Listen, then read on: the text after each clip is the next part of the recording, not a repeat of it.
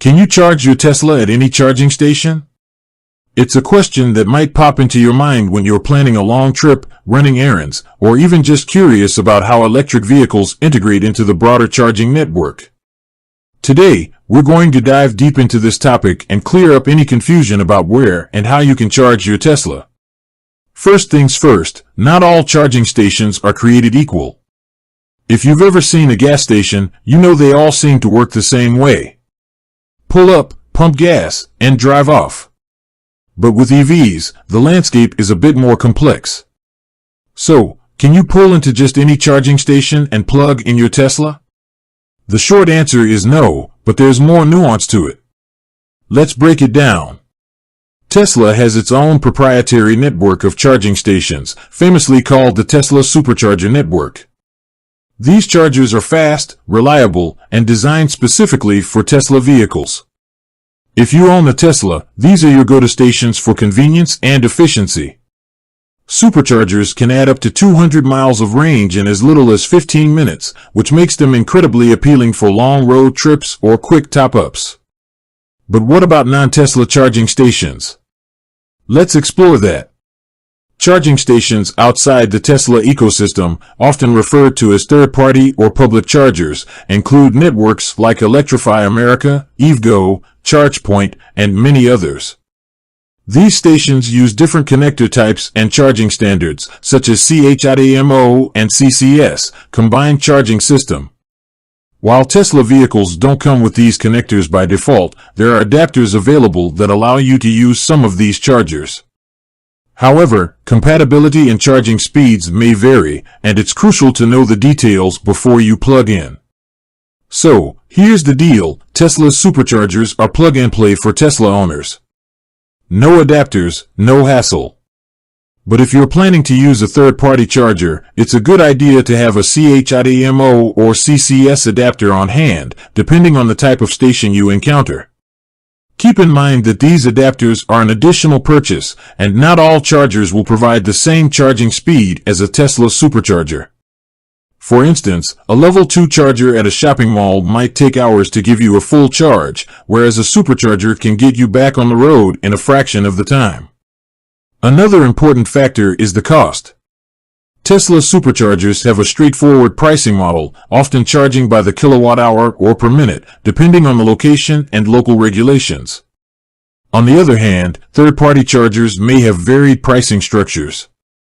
Some charge a flat fee, while others bill you based on charging time or energy delivered. It's always wise to check the rates in advance, as costs can add up quickly, especially at DC fast chargers outside the Tesla network. Let's address a common scenario. You're driving in an unfamiliar area, your battery is running low, and there's no Tesla supercharger in sight. Can you rely on third-party chargers to get you out of a bind? Absolutely, but it requires a bit of preparation. Before setting off on any trip, make sure you have the necessary adapters and download apps like PlugShare or ChargePoint to locate compatible chargers nearby.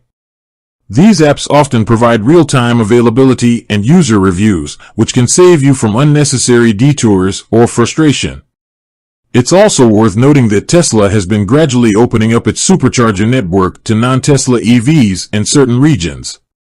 This is part of Tesla's broader mission to accelerate the transition to sustainable energy. But what does this mean for Tesla owners?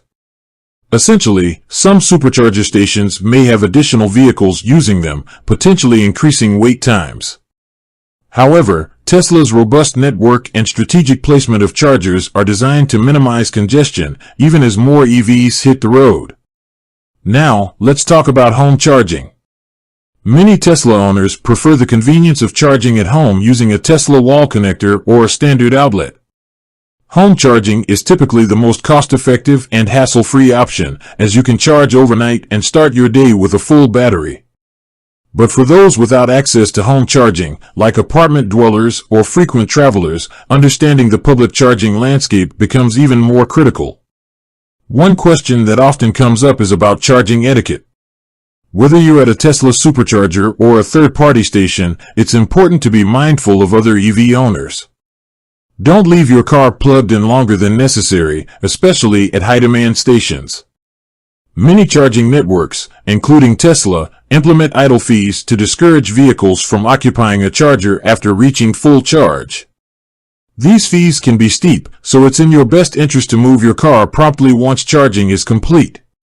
Now, let's pivot to some practical tips. If you're planning a road trip in your Tesla, use the in-car navigation system. It's designed to guide you to the nearest superchargers along your route and even factors in charging times to optimize your journey.